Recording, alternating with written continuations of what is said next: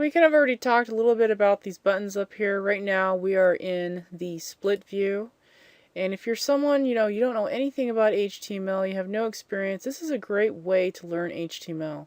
Because you notice as I start typing things in here, it just starts popping up inside of here. So one thing I'm going to do up here where it says title, I'm actually going to type something relevant in here. And maybe I'm going to call this cross training or something. And as soon as I click there, I want you to kind of pay attention to the code because I'm going to click off.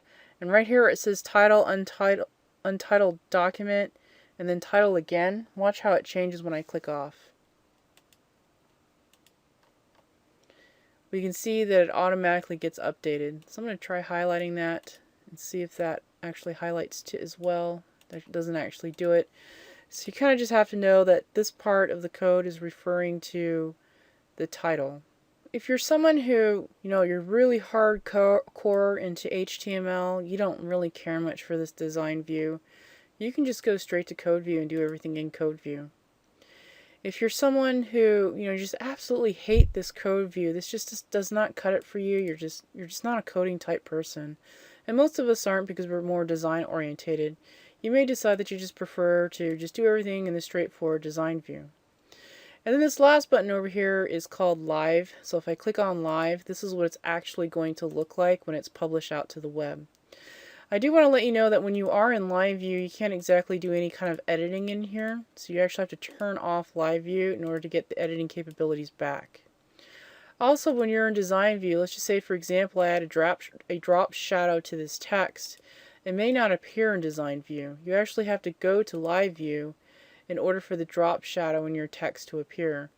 And you may also see some things in Design View, like when you add a transparency to a window and you have text in it, it may actually create some big black blobs behind the text.